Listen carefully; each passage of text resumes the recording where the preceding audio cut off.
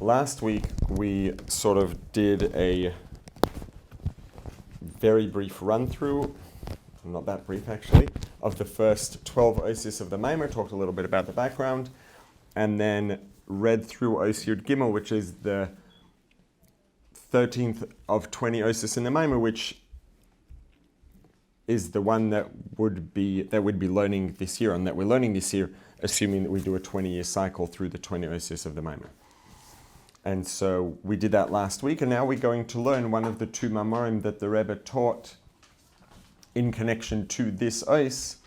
The Rebbe actually did that over 20 years, and then again, so we have a maamar from Tov Shin Chof Gimel, which was 13 years after the maamar, it was the 13th os, and then 20 years after that, Tov Shin Mem Gimel, again. So that's the maamar we're learning here. This is what we have here, the maamar Bossi L'Gani from Tov Shin Mem Gimel. You see, it says Hanacha Bilti Muga, which means this is not the Sefer Maamarim Melukat, Maamarim that those 6 volumes are Maamarim that the Rebbe actually edited. Like Lukutei Sichas, they wrote up the Maamarim, gave them to the Rebbe edited them. So those are Maamarim that you can really dig into the words, and every choice of every word, etc., is very precise. These Maamarim, Bilti Muga means not edited. So these maamarim that we have, which is the vast majority of maamarim that we have access to, these are maamarim that were written up by the Chayzrim after Shabbos, after Yom Tov, whatever it was. They would write down the maamar as they remembered the Rebbe saying it. And we can learn them, can't necessarily pick on the words and the letters and the sentence structure, etc., because that doesn't come from the Rebbe specifically. That comes from the best recollection of the people who recorded them later. So this is some of the Rebbe's Bossi L'Gani Maamarim were edited by the Rebbe, but not either of the ones for this year. So we'll start from the top, and the Rebbe's going to again run through, sort of do a quick summary of the main points of the maamar up until this point. Bossi L'Gani Achoisi Kala, I have come to my garden, my sister, my bride, or maybe the Frierdikke Rebbe. Mori V'chami means the Rebbe's father-in-law. Baal HaHilula, the Baal HaHilula of Yud Shvat, maamar, in the maamar Shanitan al Yodeh L'Lamdoi B'Asir B'Shvat, the maamar that was given out by the Frierdikke Rebbe to learn on Yud Shvat. Umine Oz, and from that time on, Nase Minig Yisroel Toirahu L'Lamdoi B'Asir B'Shvat B'Chol Shana B'Shana, and the Rebbe says, the Rebbe here makes it official that since then, it's not the first time the Rebbe said it, but since then we have now established a minig to learn the maamar again every year on Yud Shvat. And so in that maamar, the Frierdikke Rebbe refers to and sort of paraphrases maamar or Perish HaMedrash Bossi L'Gani Lignuni. He brings what the Medrash says, Medrash Rabbah. It says, Bossi L'Gani, I have come to my garden, Lignuni, it emphasizes mine. L'makam shari ikari batchila, it's to the place that Hashem's ikar, main primary presence, ikar shechina, was in the first place. The ikar shechina b'tachtonim hesa, because ikar shechina was down here in this physical reality, in this physical world. But tachtonim, when it says ikar shechina b'tachtonim, that means out of all the many layers of reality, all but one which are not physical, it was in this physical layer of reality. When Hashem created the world, the Ikar Shechina was here lamata. Through the Chet Eitzadas by Adam Arishan, Istakal Shechina Meretz L'Reki Arishan. In doing it, that Avera, in transgressing that prohibition that Hashem had told them not to eat from that fruit, Adam Arishan, in a sense, pushed away, chased away the Shechina, not quite chased, but made the Shechina depart, let's say, from this physical reality to the first rakia, the first layer that is not this physical layer of reality, the closest layer that's not this one. That's rakia harishain, the first one. And then, as a result of 6 averos by 6 subsequent people over 6 subsequent generations, as described in the Medrash, also Shechina Lamayla Ad L'Rakia Shvi. So Adam Rishon was the first one, sent it to the first Rakia from here, then to the second, to the third, and then the 7th Avera sent it to the 7th and highest of the Rakiyim. And then after that, after the Ikar Shechina was I don't know exactly what's the right way to say it. I wouldn't say chased away, but maybe after the Ikar Shechina anyways landed up in the furthest and highest of the Rakim as a result of these Averas, however we want to describe it. After that, Amdrush Tzadikei Olam, then we have these great Tzadikim, Avram, starting from Avram Avinu. He was the first. Echad Avram means Avram was unique, and he was also the first of these 7 tzaddikim. Avram Avinu started this process of downward, and started the downward trajectory of the Ikar Shechina, bringing it down from the 7th Rakia to the 6th. And then after him, there were 5 following tzaddikim, each of whom brought it down from 6 to 5 to 4 to 3 to 2, and then to the first Rakia. Dor achar dor v'tzadik achar tzadik ad Moshe Rabbeinu, until it got to Moshe Rabbeinu, who was the 7th shayashvi b'chol hashvin chavivin, and he was the 7th. And the Medrash says kol hashvin chavivin. There's a Medrash that says this expression kol hashvin chavivin, and then goes to a bunch of examples of the 7th in each scenario that was chaviv, that was the most dear. It was special, unique, and particularly dear and valued. And Moshe being the 7th, and b'chol hashvin chavivin shahorid es hashchina markia alaf la'aretz. So the first 6 brought it down from the 7th Rakia down to the first, and then Moshe Rabbeinu brought it from the first Rakia back down into this physical layer of reality that we interact with and experience consciously. And this idea of bringing the Shechina lamata ba'aretz, this same general idea, is also our job, the job of Bnei Yisrael.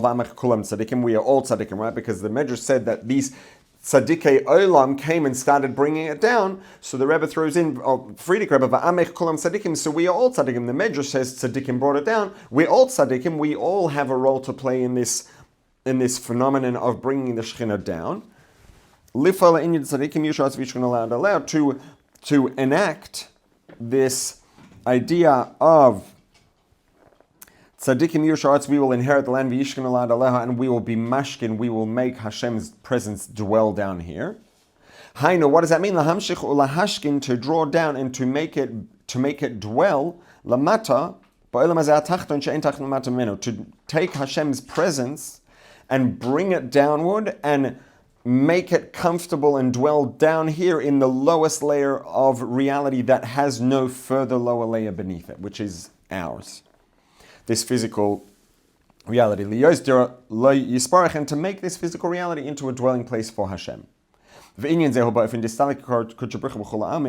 This idea is in a way of which means what? Which means making the presence of Hashem present, but in a distant sort of way, in all worlds. As the Frierdikke Rebbe explains in the maamar, when it says "Istalik Yikar de Kuchabricha b'chulo almin," this Yikara de Kuchabricha, this dearness of Hashem, is Istalik, is present in a distant way. B'chulo almin, what does it mean? It's present in all worlds. If it says present in all worlds without differentiating, indicating that that presence in all the worlds is equal in all the worlds, and the way that presence is in one world is the same as the way that presence is in every other world, in every other layer of reality. What that means is that it's madrega sa'ersha b'chul am b'shaveh. This is a instance of divinity of Or Ein Sof, which is present, whose presence is equal in every layer of reality. Which means what? That doesn't seem like it makes sense, because the whole point of the difference between olamos, layers of reality, whatever we want to call them, is the extent to which Elokus, divinity, is begilui, is revealed and experienced. So how could any level of Elokus be experienced and present in a way that's equal across all the different olamos that are defined by the difference between their receptivity to Elokus? And the answer is that that will be the case if instance of Elokus that is so infinite and so beyond all Olamus and every layer of reality that it's equally distant from all of them. Right? 100 is no closer to infinity than 1. And 100 is no further away, or let's say it the other way, 1 billion is not closer to infinity than 1 is. And 1 trillion is not closer to infinity than 1 is, because infinity is infinite, and every single number is equally not infinity. There's no such thing as being closer to infinity, because infinity is not any defined place or number that you can get closer to. So because infinity is infinite, every single number, 1 trillion to the power of 1 trillion to the power of 1 trillion, is equally distant from infinity to 1. They're all just not infinity and not close to infinity. They have no relationship with infinity. And the same thing here is with this Elokus, this expression of Elokus, of godliness, of divinity, that becomes present, that we bring into the world and make present in the world and integrate into the world through our Avodas Hashem. The divinity that we are integrating into the world is so infinite that it's equally distant from Atzilus as it is to us. It's the way this divinity is felt or experienced or not, but its relationship, let's say the relationship between this Elokus, this instance of Elokus, of divinity, and Atzilus is the same as the relationship between this instance of Elokus and a rock, and a physical rock. It's so infinite that it's equally infinite to Atzilus as it is to us. That's how infinite it is. You're saying ultimate itself? I don't know if I would go quite that far, but relatively speaking. What's the symphony? What would the Hebrew word be? I don't know that we have any more specific information, that we have a name for it per se, or a reference to exactly where it is on the map. But it's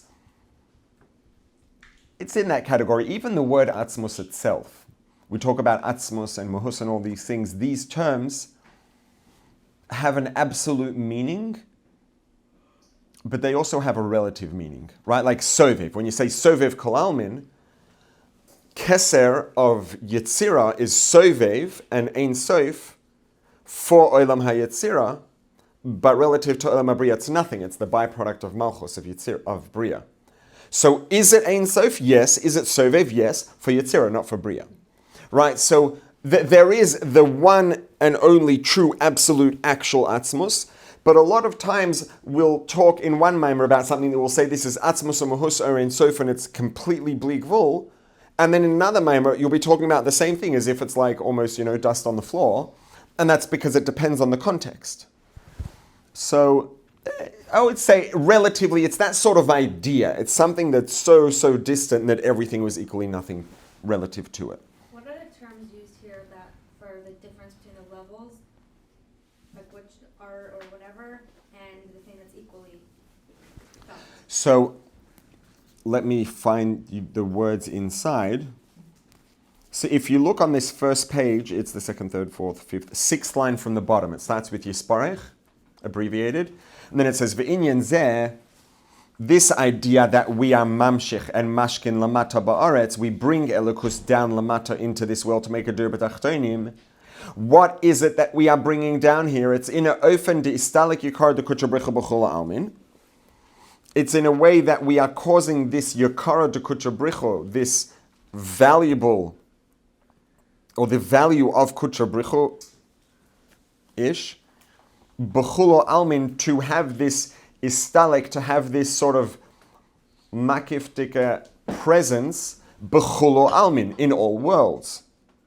And then, so the Rebbe continues, Kufi Shem Var Maamar, and as the Frierdikke Rebbe explains, Demasha Kosa b'chulo almin, what does it mean to say that it is present in all worlds?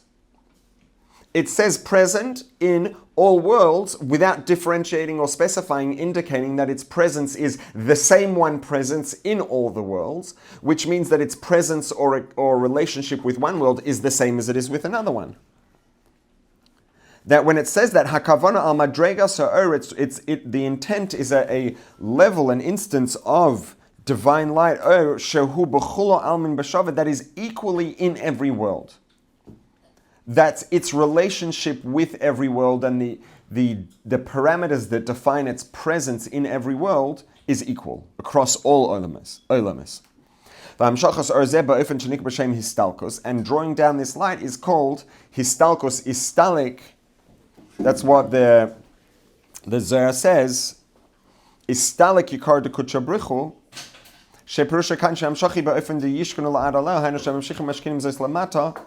So because istalik, what's the shorish of the word istalik? Siluk, which means departure, right? Adam Arishan was masalik, he caused the Ein Sof to be mistalik, to depart from this world. So now we're saying istalik yukar kuchabricho, and we're saying that means that it comes down, which doesn't seem to be what it means. It seems like it means the opposite, that it departs. So the Rebbe explains, it says istalik yukar kuchabricho because it is an this divinity, this divine light is drawn down to then have a relationship with all the worlds, but it's an Ein Sof that's so infinite relative to the worlds, to the extent that it is equally infinite relative to Atzilus as it is to this physical reality. And if that's the case, it's Sovev Kol Almin, which that's exactly what Sovev Kol Almin means. Right? Sovev Kol Almin, when we say it surrounds all the worlds, that doesn't mean that Ein Sof Sovev Kol Almin is not present here, it's present only on the outside. Obviously, right? Hashem is here, Hashem is there, Hashem is truly everywhere. So obviously it's not there but not here. Sovev Kol Almin, surrounding all the worlds, is a reference to, or an analogy, this roundness and surrounding. It's two things. There's the circular nature, which is a reference to the fact that every point is the same. There's no way to differentiate, right? Imagine that if we would take, doesn't matter, it could be white, black, any color, a piece of cardboard that hypothetically was perfectly smooth.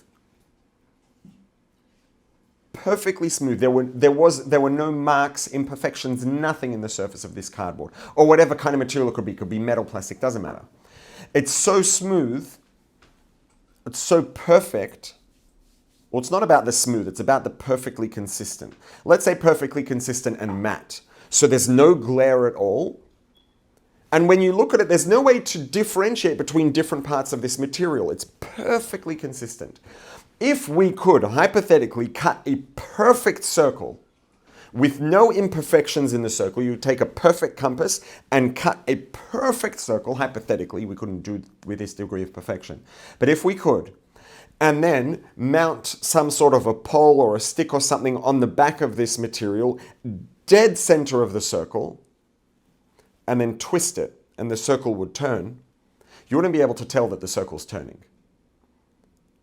Right? The only reason that if we were to do this practically, you'd always be able to tell that it's turning. Number one, because the edge of the circle's not perfect. So there's going to be some imperfections, and you'll see the imperfections moving. And also there's going to be differences in the surface. There'll probably be some glare, there'll be a bump or a nick or a something. But if the surface was perfectly smooth and the circumference was perfectly circular and it was spun dead center, you wouldn't know that it's turning. Right? There's no way to identify the movement. Because you don't see movement in the surface because the surface is perfectly uniform. There's no point that you can look at and see, oh, that point moved. Because there's no way to differentiate between the points. The circumference is perfectly circular. As a circle rotates, hypothetically, if it's a perfect circle rotating around dead center, the perimeter, every point of the perimeter of the circumference is at every time exactly equally distant from the point around which it's rotating. So there's no way to differentiate. You won't be able to see that it's moving. Right? Every point on that circle is exactly identically distant from the center.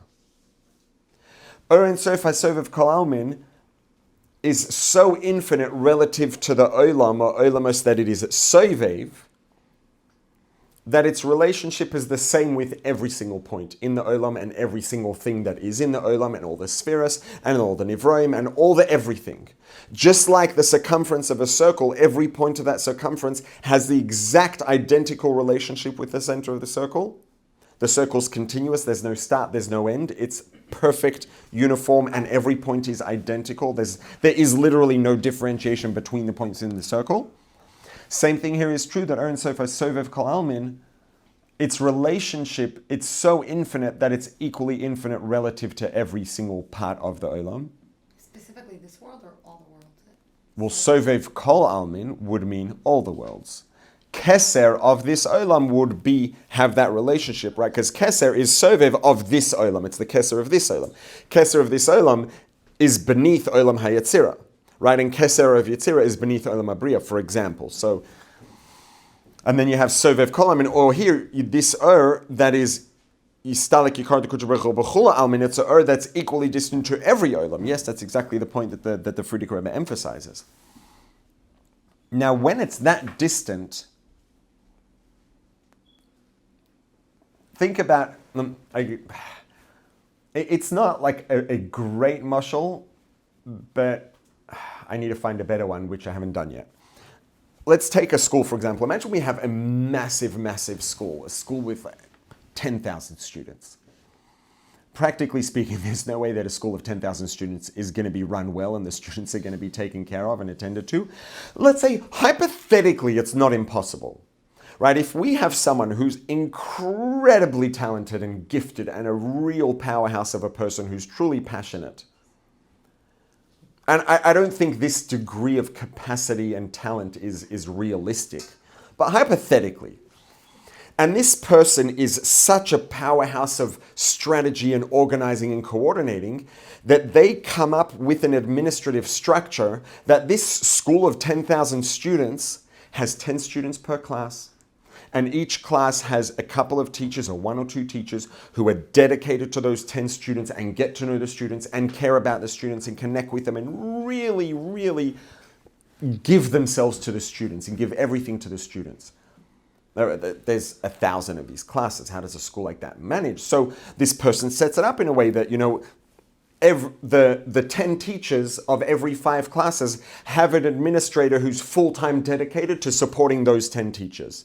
And every 10 teachers has a dedicated mechanech administrator who's dedicated to them. And if we're talking about 2,000 teachers, and it's 10 teachers per, lower level administrator, let's say we're talking 200 of them, and then maybe each 10 of those has someone who's dedicated to supporting them, and each 10 of those has someone dedicated to supporting them, all the way up until you get up to the person, the administrator at the top who's running the whole thing. The hypothetically, if this would happen, right, you have the students are taught by their teachers. And the whole point of having 10 kids in a class with 2 teachers who are dedicated to those 10 children and not having a factory where a different teacher comes in every 10 minutes and there's 50 kids in a classroom, the point of that is that the teachers can connect with the children and develop a relationship and get to know them and be able to cater to them individually and really give them everything that could possibly be given to them. So these teachers have very, very, very specific, intimate relationships with the students. They know the students well and personally and individually, and they know the strengths and weaknesses of every single student, and they cater to each student, and they put all their koiches into getting to know the individual student and catering to the student as an individual. That's their role. And that's how the student gets catered to immediately. That's where it comes from. The only way that this could ever happen is if the structure is in place all the way up to the person at the top, and you have someone at the top who is so ridiculously capable and competent that they're able to set up a system of this scale in a way that it's able to cater to the students at this level of individuality and care, etc. The person who's at the top of this system, the administrator at the top who set this whole thing up and is managing and running the whole thing, if that administrator walks through the hallway and passes a student, is it realistic they're going to know the student's name? No idea. Is that a bad thing that they don't know the student's name? No, their job's not to know the student's name. Their job is to manage the people who manage the people who manage the people who manage the people who manage the people who manage the teachers who are getting to know the students and giving them everything that they have. As far as this academic at the top, this administrator at the top is concerned, there isn't a difference between one student and the other. That doesn't mean he's not aware that there are differences, but the differences are irrelevant as far as he's concerned.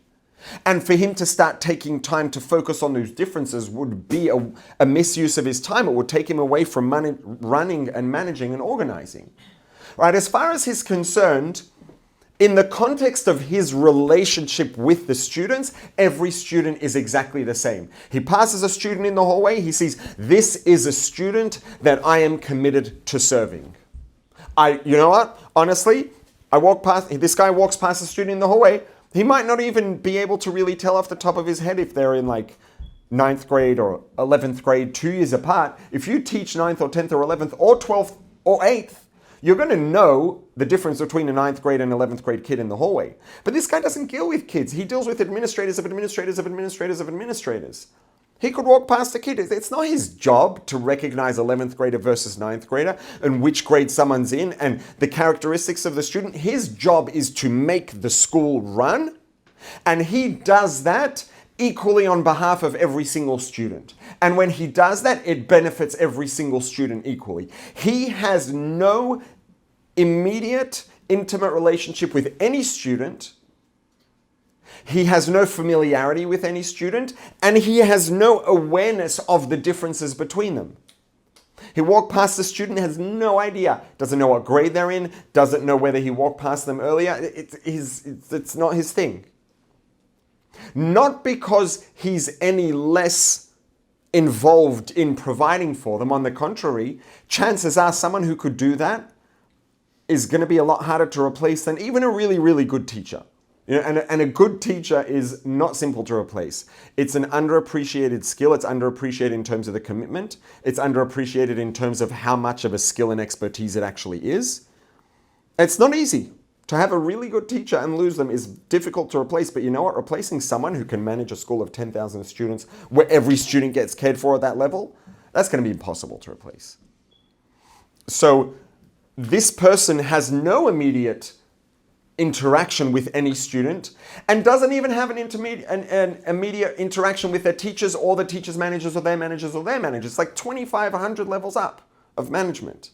But ultimately, he is doing the greatest role out of everyone of serving these students by making this thing run. But his role is very general and broad. It's very distant from the students, and it's equally relevant and practical to every student, and he has no direct connection with any student. It's distant, and this is the idea of makif. It's surrounding. It's not in contact. It's surrounding from the outside. There's a gap in between, and it's having an impact, but it's not having an impact by immediate contact. It's having a impact over a distant relationship that has a big gap in it. And this is what Sovev Kol Almin means. It's both of these things. It's surrounding from the outside. It's a distant relationship that has a gap. It's not an immediate relationship. And it's a relationship that surrounds a circle or a sphere. Every single point is identical if it's a perfect circle or a perfect sphere. So this is Mitzad Hayosei Sovev Kol Almin, because this Or is so infinite relative to all Olamas that it surrounds all of them equally, and it's a circle that has the identical relationship with Chachma of Atzilus that it has with a physical rock. It's a circle, surrounds them all. Harei ze ba'ofen shel makif. By definition, if it's that infinite, there cannot be an immediate relationship. The gap is too big. It can have a relationship, but the relationship is distant. And so this is what it means. It's ba'ofen shel makif, b'bchinas romamus. It's like something that's elevated, that's far away. Doesn't mean there's any less of a contribution, but the kind of relationship is very different. This administrator is as committed to the welfare of every student as the teachers are, but it's a very different kind of relationship.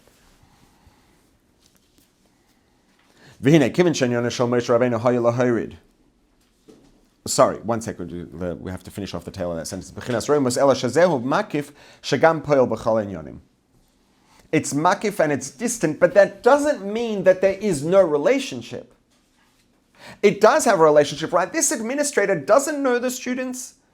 doesn't recognize the students, doesn't know anything about which student is which, doesn't even know necessarily what are the differences between the students. If you ask him, what sort of issues are your students dealing with? Might have no idea. Remember, this is someone who's running hundreds or thousands of administrators to support the teachers, to support the students. He's going to say, you want to know what the students are dealing with? Honestly, speak to the teachers, speak to the first, second, third level administrators. They're the ones who are really dealing with it on the ground. I'm so many layers removed from this, I have no idea. I don't know anything about the specifics. I don't have a direct relationship. But that doesn't mean that he doesn't have a relationship. He's running the school and working 24/7 to make this massive school run, which results in the students getting a good education. So it's not that there's no effect or input. There's an extraordinary effect and input, but it's in a very distant way. You don't feel the relationship or connection. And that's what this is. So that's why it says istalik. Istalik means departed, and the Zohar is clearly, the Zohar is indicating here that it's not departing, it's using the word in the context of being present. But it's istalik, it's a presence that is distance, that's present and departed at the same time. There is a relationship, but it's specifically an outside, surrounding, distant relationship. So the istalek and kula almin go together. Istalek it's distant. Why? Because it's so infinite that it's b'chula almin in all the worlds equally, because that's how infinite it is. It's so infinite that its relationship to them all is equal, and it's in the distance. We said what? That the first 6 tzaddikim brought it down from Regia Zayin to Vav to Hey to Dalet to Gimel to Beis and then to Aleph. All of those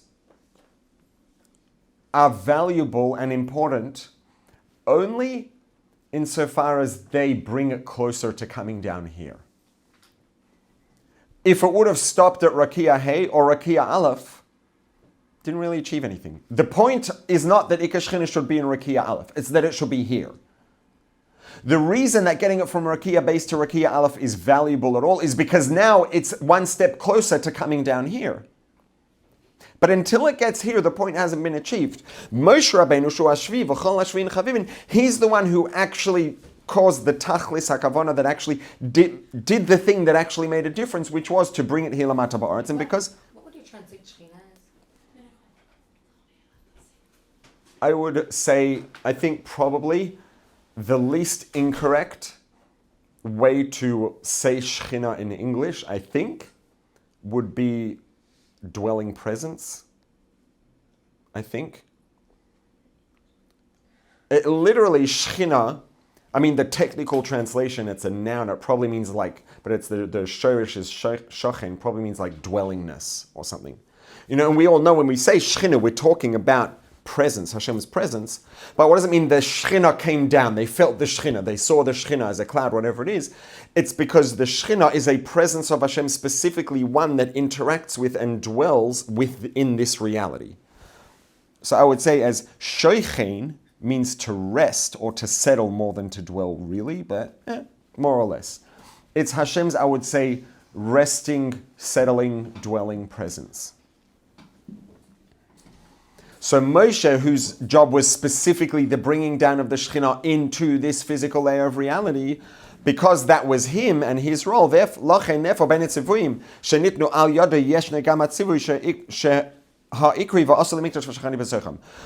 Rabbeinu is the one who was all about bringing it lamata ba'aretz. So Moshe, therefore, was the shliach and the conduit, the messenger who gave over this tzivui of va'asoli mikdash, and you shall make for me a mikdash v'shachanti b'soicham. Make for me a mikdash, and I will dwell in them. B'soicham b'soich chalecha ve'echad. Right? It doesn't say b'soichai, make for me a mikdash, I will dwell in it. It says they will make for me a mikdash, and I will dwell in them, because every one of us can be a mikdash and make ourselves and our environment into a mikdash, and then Hashem will dwell in each of us. Tachlis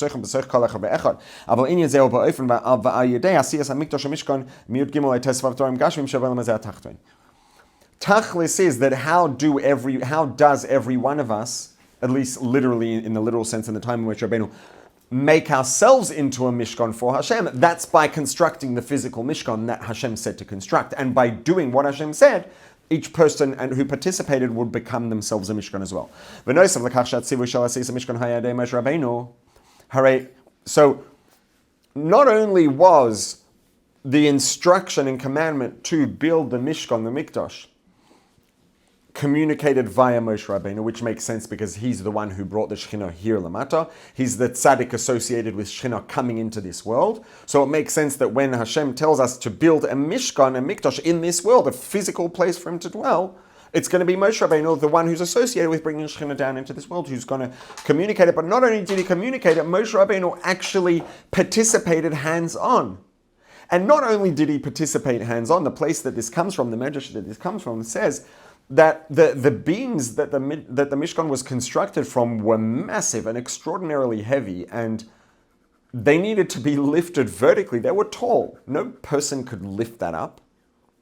And so they were stuck, and it was just like, how are we supposed to lift these up? So Hashem said to Moshe Rabbeinu, you lift it up.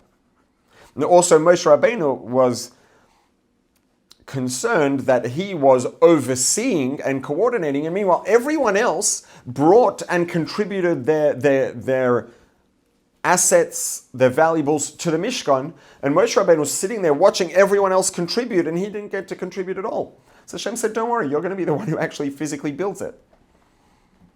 So, and Hashem made a miracle. They brought the beams, and Moshe Rabbeinu, the way it's described in the Medrash, it's not even that Moshe Rabbeinu had the koyach to do it. Hashem said, you put your hands on it and lift it, and I'm going to make it happen. But the tachlis is the one who actually lifted up the beams of wood and actually constructed the walls, the structure, the primary structure of the Mishkan was Moshe Rabbeinu, because he was the tzaddik associated with bringing the Shekhinah lamata ba'aretz. And through Moshe Rabbeinu constructing the Mishkan, Nasa Ikar Shechina v'Shachanti b'Tachtonim, the Ikar Shechina came back down here, Bizman Moshe, in the time of Moshe v'chein b'chol hazmanim shel ha'acharav, and that facilitated that we could continue to enact this phenomenon thereafter, in all times after Moshe Rabbeinu did that. So he established this idea of Shechina coming l'mata ba'aretz, and now we continue that. The Frierdikke Rebbe explains in the maamar that why was the Mishkan constructed from Aktsei Shittim, from acacia wood, Shemem Nasor Koshim, that is the species of wood, that or the variety of wood that the beams were made from. The Mishkan Atsei Shittim Omdin, standing pillars of acacia wood, Dine Shita Pirusha Netia. Shittim, the shoresh there is noite hatoya, turning. Hainu shenoite mederach hayashar. Shita, shtus, silliness, craziness means what? It means noite mederach hayashar, turning off the straight middle path. Derech havai lasastokah mishpat, this straight middle path of Hashem to do that which is righteous and just. V'Hashem noite mederach hayashar azayin nasa mizeh shtus olam hazeh. When there is a turning away from the path of Hashem, we talked last week in the generic sense of any sort of silliness, just means turning away from convention, which could be positive or negative. Here we're talking about the general stereotypical silliness or craziness, which is generally negative, associated with negativity. That is because this is a turning away not from convention, but turning away from the correct path of Hashem, which is wrong, which is negative. Turning away from the straight path of Hashem is negative, and this is the shtus, the silliness, the folly of this material world.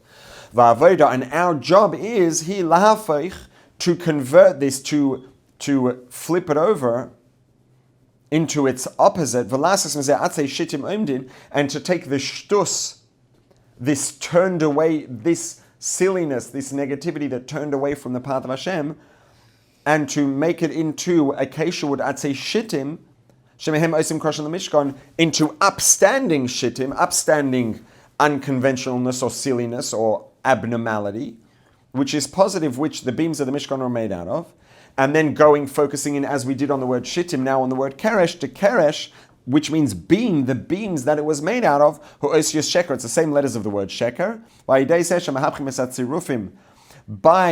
changing the tzirufim, the combinations of elokus and energies, etc., in the sheker, in the falsehood, Nase Mesheker Hatziruf de Keresh. We take, because remember, each letter of the Aleph base represents a Koyach Eloki, and the same Koyches Elokim, the same divine creative energies and forces that make up the word Sheker, falsehood, which is the diametric opposite of Hashem. Hashem is Emes. Those same koiches, or the same letters, just have to be rearranged and reconstructed to become kroshim, the beams that the Mishkan is constructed from. Shemehem nasem mikdash sheboi sheichin HaKadosh Baruch Hu. Where did Hashem's presence dwell to the greatest apparent degree in this physical world? It was in the Mishkan that was constructed out of kroshim, beams that are referred to and that are brought into being by the word keresh, right? When Hashem speaks a word, it brings it into being. The word keresh is the source of creative energy in the existence of the beams, which are the same letters that are the source of sheker, of falsehood. And when we take the falsehood and convert it, turn it around and convert it into positivity, that is the source of the structure of the Mishkan in which Hashem is going to dwell. So when we turn sheker into positivity, that actually creates the Mishkan in which Hashem will dwell. In order for us to be able to fulfill this shlichus, and to fulfill it completely, for this purpose, there is drawn down and revealed this treasure from above. What exactly is this idea, this concept of the oitzer, and it's drawn down, etc. Because of the folly, the silliness, and the falsehood of the world, right? We're talking about negativity, falsehood. These things are the opposite of Hashem, and when there is negative silliness, craziness, and falsehood, the outcome of falsehood can be entities that actually stand in opposition to Hashem, in opposition to the truth. Chas v'shalom. V'oz misoreres midas hanetzach. Netzach Yisroel yeshakar. Netzach is a name that refers to Hashem. It's used because it refers to this midas hanetzach. Right? What happens? We talked about this last week. The moment we perceive someone as an opponent,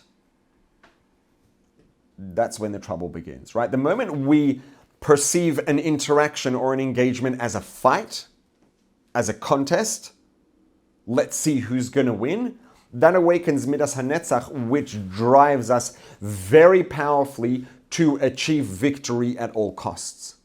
Right? That's where road rage comes from. If someone takes someone's poor driving or cutting in front of them or whatever, it's the moment they take it personally. Someone can cut in front of you and it's like, okay, well, that was very irresponsible, and keep going.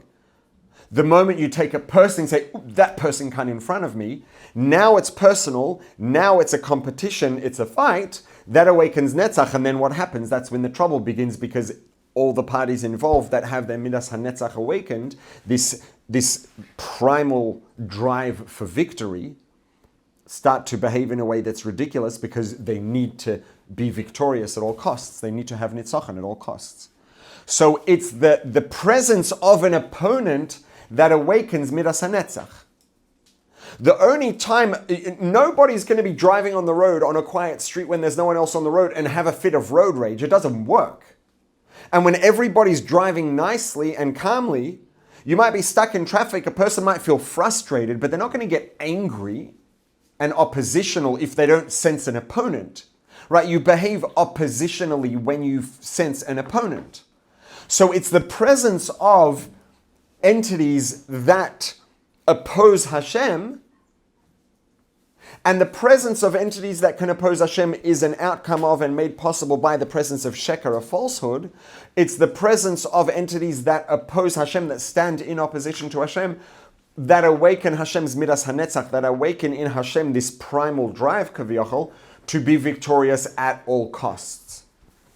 And what happens when someone's Midas HaNetzach is awakened and they feel a drive and a need to be victorious at all costs? What happens then? As the Frierdikke Rebbe explains in the maamar, imagine a king, physical king. What happens when all's peaceful and there's no opposition and there's no one who's standing in the king's way or opposing the king? Peace and quiet, everyone's happy, and the king's busy just running the show, assuming that he actually cares to do his job. Omnom, but kasher chafetz be'ezeh davar v'yeshno menaged. The moment there's something that he wants, that there is someone else who's opposing it, whether he wants to retain his kingdom and someone is threatening or challenging it, whether he wants to take over new land and someone's standing in the way, whatever it is, but if there's something he wants and there is someone standing in opposition to the thing that he wants, then what happens? He senses an opponent that awakens within him this adversarial, oppositional characteristic or drive. Az omid b'nitzachan kenegdo, then this midas hanetzach, his drive to be victorious, is awakened. Umotzi nitzchoni, and then he will take action to be victorious and overcome the opponent. Whereas if there was no opponent, he would have been very happy to just do his thing. The whole reason that there is this idea of oppositional behavior and this primal drive to be victorious at all costs, which is what this midas hanetzach, the reason that this is something that's present in all of us, present in kings, and there's this phenomenon that's not hard to imagine, and history is replete, unfortunately, with examples of this that went very badly, where there was a king or a leader or a ruler who sensed some sort of threat, whether the threat was real or imagined, but the moments they sense that threat, they go all out and will do anything to overcome that threat. The reason that this is built into the nature of humanity and of kings is because Hashem wanted that Malchus Da'ara, the kingdoms and kingship below, should be Ka'en Malchus Da'rakia, should resemble Hashem's kingship. And because it is the nature of Hashem and His midos, that when something stands in opposition to Hashem and what Hashem wants and the truth, that awakens within Hashem, kaviyachol, this midas hanetzach, this primal drive to be victorious, to overcome the challenge or the opposition at all costs. And because this characteristic exists within Hashem, Hashem engineered or designed human kings to have a similar or equivalent characteristic, because it's a characteristic that Hashem Himself has. What happens? The moment Midas HaNitzachan is activated, right? The moment someone gets into a fit of road rage or any kind of rage, right? The way that you describe it is you say, my goodness, that person just like on a dime transformed into a different person. And they actually did. Not quite literally, but just about. Right, so the Rebbe says, when you awaken within someone the primal drive to be victorious against a sensed opposition, that causes a complete change and transformation in the muhus of the person, in who the person is, and they become almost literally a different person. And what happens all of a sudden? You're going to see this person do things that you never would have imagined them capable of. Because Midas HaNitzachan, it's such a powerful, deep primal drive that it pulls out all the stops, and when you're fighting and when you sense opposition and are driven to be victorious, that will pull out every strength and every skill and everything that a person has available in order to be victorious. To the extent, not only will you see it in all facets of the behavior, including the fact that they'll behave in a way that maybe would seem irrational, and the king would take oitzrus, treasures that have been under lock and key. He doesn't even look at them himself, let alone show it to anyone else, and certainly not think about spending it or using it. And now, when there's an opponent that is posing a threat, and this midas hanetzach gets awakened and activated, if there's a war and you've got to win the war, right? That when that rage kicks in, that primal drive to be victorious kicks in, there's nothing that won't be done. And the king will take invaluable treasures that have been locked away for generations. No one's even seen them for generations, and he'll take them and he'll be mevazvaz them. He'll spend them rashly and he'll spend them inefficiently, as long as he sees it as a means to achieving victory against this opponent.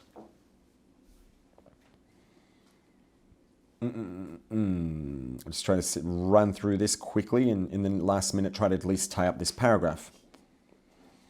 Okay, and then at the end of the day, let's say that there's a war, there's a large war, and the kingdom's at threat, the king is at threat, his people are at threat, and he cares about them, and his midas hanitzachon is activated, and we have to win this war at all costs. And he says, we will spend everything, we'll spend every penny, we'll spend every treasure, and he goes and he opens all the safes and takes out all the treasures, and he says, I don't care, I'll spend it inefficiently, I don't care, I'll spend it irrationally.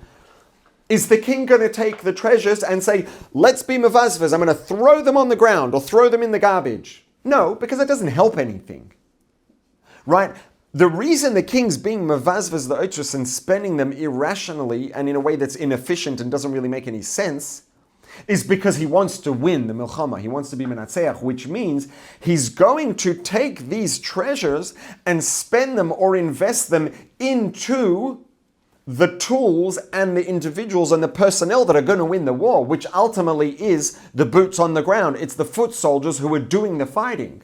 Now the king will say, the foot soldiers are doing the fighting, they're the ones who are going to actually win the victory.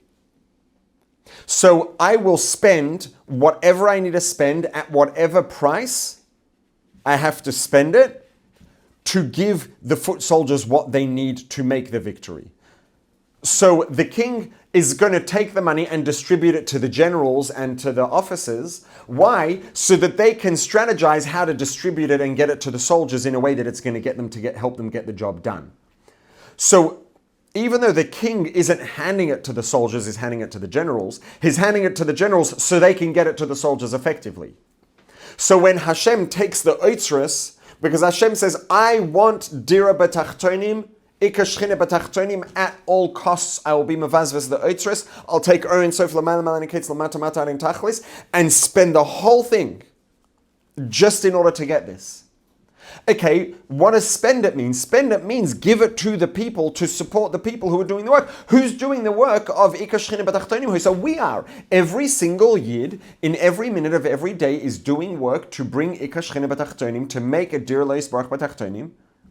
So when it says that Hashem's midas hanetzach means he will be mevazvez, he will irrationally and almost perhaps irresponsibly spend the dearest and most valuable of treasures, he's spending it in a way that it's going to get the job done, which means he's taking these infinite koiches, he's taking the koiches, this power, this infinite power of these treasures that are so distant and so invaluable that they're never part of any conversation, and he's distributing it literally directly to every single one of us and making sure that every one of us has the koyach of Oren Sof Lamalaman and Kes Lamata Mata and Tachlis in our possession and at our disposal so that we can make this Dira B'tachtonim happen. L'chaim.